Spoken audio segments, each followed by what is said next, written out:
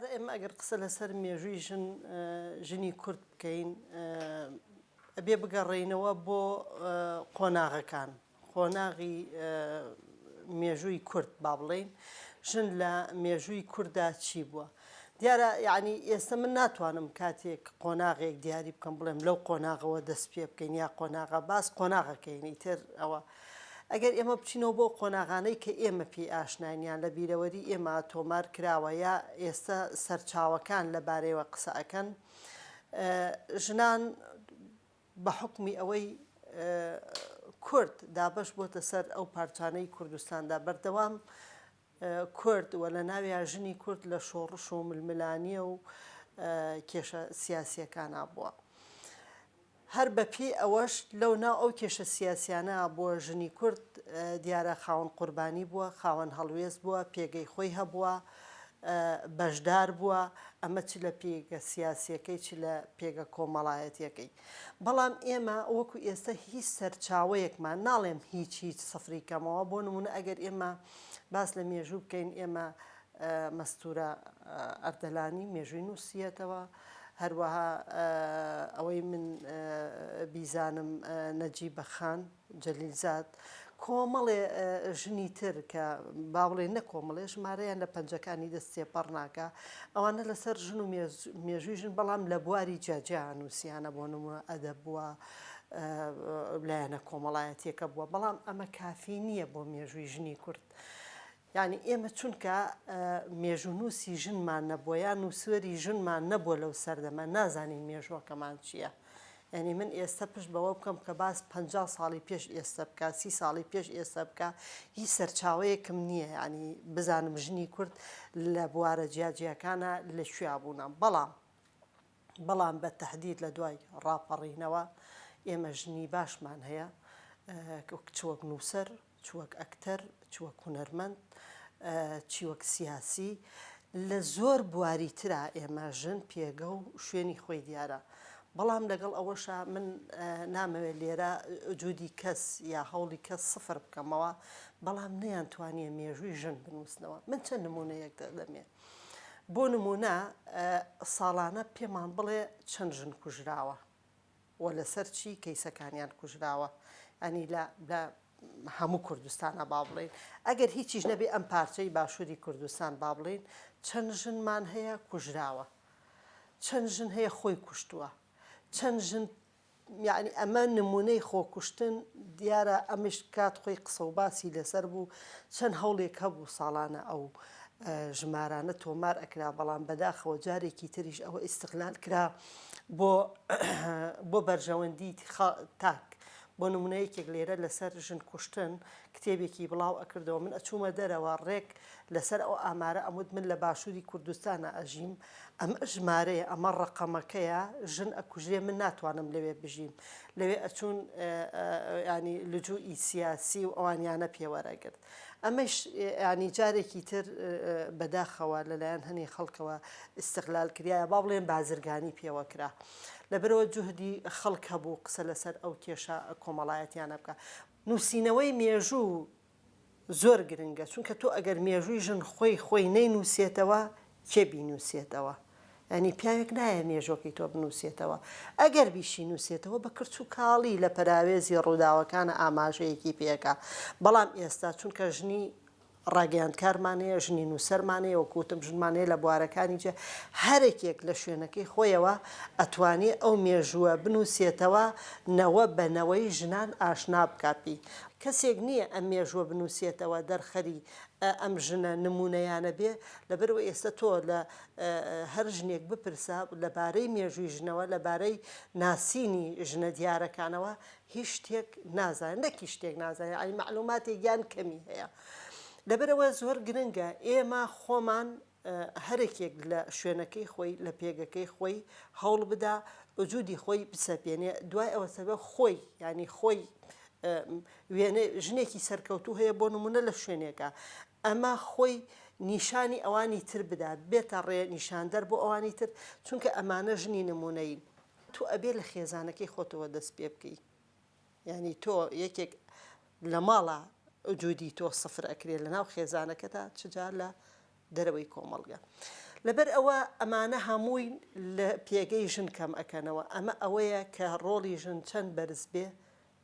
چەند دیار بێ لە ناو کۆمەلگا بەڵام هەر بە نزم تەماشا ئەکرێت هەر بە نزم و نە شانازی پێوە ئەکرێت نە باس ئەکرێت ژنە لە ئەخیرا ژنە لەبەرەوە مێژوو زۆر گرنگە بە تایبەتی ئێمە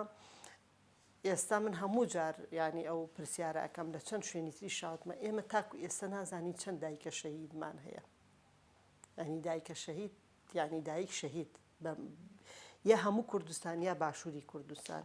یعنی نازانین لە شاڵاوەکانی ئەنفالە چەند ژنمان بێسەر و شوێن کراوە یا چەند ژنمان لەو شوێنە شەهید بووە یا بۆ نمونە چەند ژنی کەم ئەنداممان هەیە یا چەند پێشمەرگەی ژنمان هەیە یا چەند کەم ئەندامی ژنمان هەیە بە جۆرەکانیەوە یا چەند هونەرمەندی ژنمان هەیە چەند وەرزشکارمان هەیە بەداخەوە تاکو ئێستا چونکە خۆمانە جهدەکە کراوە هەیە بەڵام لەسەر تاک بە شێوەیەکی نە ئەکادیمی ینی بە شێوە زانستیەکەی ئەم مێژوانە تۆمار نەکراوە نەنووسراوە دەستگایەک دامەزراوەیەکی تایبەت هەبێ بە تۆمارکردنی مێژووی ژن ئێمە ڕەنگە دەستگامان هەبێ شوێنمان هەبێ تایبەت بێ بە ژنان لەسەر ئاسی حکوومەت ئایا تاکو ئێستا من لەوانە پرسم ئەم ئامارانە لە بەردەست ئەوانە هەیە ئێمە چەند شەهیدی ژنمان هەیە چەند کەم ئەندامی ژنمان هەیە ئایا ئەزانە چەند دایکە شەهیدمانەیە چەند ژنی هونەرمەندمانەیە چەند ژنی وەرزشکارمانەیە لە دام و دەستگاکانە بۆ نمونە هەر ناوچەیە بە سەمپڵ وەرگین بۆ نمونە لە سلێمانیە لە هەولێرە لە ڕێژەی ئەوەنە پیا و چنێکی ژنە تەمەنەکانیان چەنە تاکو ئێستا نیمان ئایا ئێمە تاکو ئێستا ئەم ئامارانەمان نەبێ ئەی چۆن بزانین مێژووی ژن چییە و چی نییە ئێمە با ئۆباڵەکە نەخینە ئەستۆی خەڵک ئێمە ئەتوانین بڵێن تێڕوانینەکان لەسەر پێگەی ژن لەسەر خودی ژن ئێمە با لە دوای ڕاپەڕین و تەمەشا بکەین کۆمەڵی ڕێکخراو لەگەڵ دروستبوونی دام و دەستگاکانی حکوومەتی هەرێمی کوردستاندا لەگەڵەوە چەندان ڕێکخراو و چەندان کەسایەتیان ئەم بوارەوە ئیش بۆ ژن بکەن لێرە تێڕوانینێک هەبوو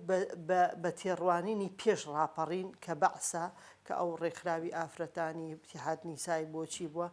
ئەمانیش هەمان ئەم ڕەفتارانە ئەکەنەوە لە کاتێکدا ئەمە زۆر جیاوازە ئەم تێڕوانینە زۆر هەڵە بوو یعنی ئەمە تێڕوانینێکی تری کۆمەلگا کە با بڵێن تێڕوانینی نەوەکانی دوای بەعس ینی ڕژێمی بەعس کە کوردیشی تیا بوو کە شوێنێک ئەیان بینی ئەمە اتحاد نیسای ئەمە سەر ئەمانە ئیش بەس بۆ حزب ئەکەن و هیچ ئیش بۆ ژن ناکەن و بە کارتۆنی دانراون ئەم تێڕوانینە لەسەر ڕێکخراوەکانی ژنانیشە بوو لە کاتێکدا ڕێکخراوەکانی ژنان کۆمەڵێ ژنی تێکۆشەر کۆمەڵێ ژنی ڕۆشنبیر کۆمە ینی بەردەوام ژنانی ڕێکخراوەکان لەم خەباتەیە بوون ئەم تێڕوانینە بسڕنەوە لەسەر ئەو تێڕوانینەی کە کۆمەلگا بەرامبەر بە ئەو هەیەە لە ئەم پاشماوە سیاسیەکە هەیە کە باسەکرێ ئەمە یەکێک بوو لەوانە تاکو ئێستا بەداخەوە ڕێکخراوەکانی ژنانیش کۆک نەبوون لەسەر ئەوە دامەزراوەیەکی گشتی هەبێ تایدا ئەوانەی کە من باسیەکەم لە کۆکردنەوەی ئامار چونکە ئەگەر ئێمە کۆکردنەوەی ئامارمان نەبێ نەزانی چەند ژنە شەهیدمانەیە چەند کە ئەندامانەیە چەند هونەرمەند و چەند وەرزشکار و چیمانەیە چۆن بتوانین پلانمان هەبێ بۆ خزمەتکردنیشیان ئاشنایەتی بە مێژوەکە نییە تۆ لە ماڵەوە ئەگەر بتەوێ بۆ نمونە لە بواری سیاسیا بیتە پێشەوە ئەبێ نمونەی چەند ژنێکی سەرکەوتوو کە ناسراوە لای خێزانەکەت بخەیتە ڕوو بۆ ئەوی تۆش بیت ئەوە بە پێشەوای خۆت بزانی بڵێ منیش وەکو ئەو بەڕێگەکەی ئەوە ئەڕۆم بەڵام لە کاتێکا تۆ کەسەکانی تۆ ئاشنایی هەیە ینی ئاشنایی ئەو سەرکردە ژنانە نین دیار نین لەکوێ بوار بە تۆ ئەدرێت تۆش هەمان ڕێچکە بگریت بەڵام ئەگەر ئێمە نمونەی ئەم ژنانە لە مێژووە بەردەوام بیڵێنەوە و تۆماری بکەین و ڕۆژانە جوودیان هەبێ لە وتار و لە هەڵوێستەکانمانە حتمما ڕێگە خۆشکەرە بۆ خەڵکی تریش بەڵام بەداخەوە تاکو ئێستا و ڕێژەیە من ناڵێم نییە زۆر کەمە یان زۆر کرچ و کاڵە لە باشوورە هەندە گرفتەکانی ژیان زۆرن بۆ نمونە لە پرۆسەی خوێندنە هەیە لە پرۆسەی زەواجە هەیە لە پرۆسەی تێگەیشتن یان خوێندەواریە هەیە مەسەلە ئابوووریەکە ینی گرنگترین شت مەسەلە ئابوووریەکەی ئێستا کە ئێمە چەندین ساڵەوە پێوە ئەناڵێن ئەمانە وایان کردووە نەیان پەرژێتە سەر تەرکیز خستنە سەر ئەو شتانی کە تۆ باسەکەی بۆ نمونە چەند ژنی دیار هەیە چنێ هەندا کچێکی گەنج ئەهەوێت سەتایی و ناوەندی دواناوەندی و زانکۆی تەواو کرد دوای ئەوە دابمەزرێ دوای ئەوە زەواج بکە ینی ژیان وای لێکرە بە تایبەتی لایەنە ئابوووریەکە ئەوە تەرکیزی لەوە نییە ینی بە دوای مەسەلەکانی ژنانەوە بێت ژن کێ دیارە و کێ دیار نییە کاتێ تۆ کۆمەلگایەکی تێر و پڕت هەبێ دوور لە کێشەی سیاسیت هەبێ حتمما ئەو کاتە کۆمەلگایەکی تەندروست و نشونەماکەرە تەرکیز ئەخاتە سەر نخبەکان تەرکیزە خاتە سەر شتە کۆمەڵایەتیەکان شتە سیاسیەکان و ئەو لەو کاتەیشا سوورەتی ژن لەناو ئەو چوارچێوە سیاسی و کۆمەڵایەتیە جیاکاتەوە بەڵام چونکە تۆ ئێستا کۆمەڵگەکەت هەر لە خێزانەوە دەست پێ بکە تا ئێستا بۆتە وەزعێکی عام گرفتە ئابوووریەکانە گرفتە کۆمەڵایەتیەکان ئەمە وای کردووە تەرکیزەکە لەسەر ئەم لایەنە نەمێنێ ینی کاتی ئێمە دێن قسە لەسەر ئێستا ئەگەر ئێمە لە 2024 بگەڕێینەوە بۆ ساڵانی 2013 و 14 ئەوە دۆخی کوردستان باشتر و تەمەشاکە قسە و باس لەسەر مەسەلەکانی ژن یان بەرەو پێشچوونی ژن بە حکمیەوەی من متابعەیەکەم زۆر لە ئێستا باشتر بوو زۆر لە ئێستا باشتر بوو ئێستا تەمەشاکەی چی وەکو ڕێکخراوەکان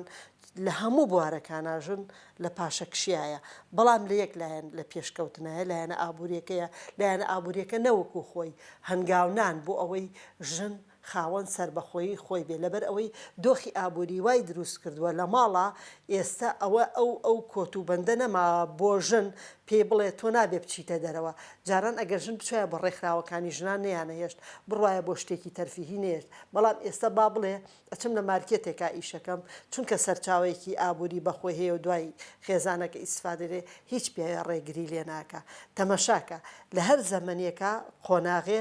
ژن پێگەیەکی تری هەبووە بەشداریەکی لە جۆرێکی تررا ئێمە سەردەمی شاخ تەمەشاکەین ژن بەشداری سیاسی کردووە مەسەلەن لە دوای ڕاپەڕینی ڕێکخرا و ئەوانە بووە بەڵام لە ئێستا کە ئێمە 2024 قسەیتیاکەین ژن لە یەک مەجاالا پێشکەوت و ئەش بواری ئابوووریە ئێستا هەندە ژن کاری دەست ئەکەوێ لە کەرتی گشتی و لە کەرتی تایبەتیە پیاو دەستی ناکەوێ لەبەر ئەوە ینی کۆتوبەندەکە شل کراوە بۆ ژن بەڵام ئەمە بەو معنaa نییە مافەکە بدرێ پێی وەکو ژن وەکو پێویستی لایەنە ئابوووریەکەی خێزان ئەو مافە ئەدات ئەو مافە پیاو ئەیدا بەژن کچەکەی ژنەکەی خوشکەکەی بڕوا لە شوێنێکا ئیش بکە ئەگینە ئەوە نەبێ ئەم مەرحەلە باش بێ ڕەنگە ئەمەشی لێ بەسرێتەوە لەبەرەوە ئەم دەرفەتە نابێ وەک دەرفەتەکەی سەردەمیە زیێڕێنی ژن کە پیاوەکان بە سەردەمی مێسالاری ناوی ئەبەن بەڵام دوایی ها سەرەتا کە مرۆڤایەتی دروست بووە خۆی ژن لە دەرەوە بووە ژن ئەوەی دۆزیوەتەوە ئاگری دۆزیەتەوە و باخ و بێستان و ئەویکرە بەڵام ژن بەهۆی ئەوە بۆتە دایک مناڵی بووە کەوتۆتە ماڵەوە لەبەر ئەوەی ئەبێ نزیک بێ لە مناڵەکەی نابێ ئیشەکە بکە پیاوچوو ئەم ئیشەی کرد لەبەرەوە لەو مێژووە پیاو ئیشی دەرەوەی پێسپێرا یعنی دابشکرا ژن هی ماڵەوە بە حکمیەوەی دایکە ئەبێ لای مناڵەکەی بێ نابێ دوورکەوێتەوە لەبەرەوە ئەم مێژوە زیێڕینەی کە ئێستا ئێمە هەمانە وەکو ژن کە ئیشکردنە کە بواری ئەدرێ لە خێزانەکانە کار بکەوە کۆمەڵگای شەقی ئەداتێ ئەبێ ئەم مێژووە لە دەست نەدەین و دەستی پێ بگرین ئەمە ئەکەوێتەوە سەر ئەشخاصەکانی ناو کۆمەڵگا ئەشخاصەکان بە تایبەتی ئەحزابی سیاسی لە کوردستانە زۆر دەوری هەیە یعنی هەر حەزبێ بکەیتەوە بە ڕێژەیەک ژن لە ئاستی مەکتەب سیاسەکەتی بێتە خوارەوەش بۆ دام و دەستگاکانی هەیە یعنی ئەمانە جارێکی تر حکوومەت پێکەهێننەوە حکوومەتیش دەسەڵاتدارە و دەسەڵات ئەتوانێت ئەو گۆڕانکاریانە بکە لەوەی شەوە بوەستێ مەسەرن تۆ ئێستا ئەبینی لە زانکۆکانە سنتەری جەندەر هەیە ئەنجومەنی باڵای خانمان هەیە ڕێکخراوی ژنان هەیە ژنمان هەیە لە پۆستە سیاسی و ئیداریەکانمانە لە پەرلەمانە ینی حتا تا ڕادەی سەرۆکی پەرلەمان ژن لە هەرێمی کوردستانە پۆستی وەرگردووە جێگیری سەرۆکی پەرلەمان هەروەها وتەبێژی فراکسیۆنەکانی حزبەکان لە پەرلەمانە ئەمانە هەمووی پۆستی باشن وەزیری ژنمان هەیە نووسەری ژنمان هەیە مامۆستای جامیعە سەرۆکیش ئەمانە نمونەن و ئەمانە ئەتوانن ئەو مێژوانە کۆبکەنەوە ینی ئەو مێژوانە بنووسنەوە بۆ نمونە ئێمە چەندین ژنی نووسەرمان هەیە بە تایبەتی ئیشی دەسەڵاتە جارێکی تردا مزراوەیەکی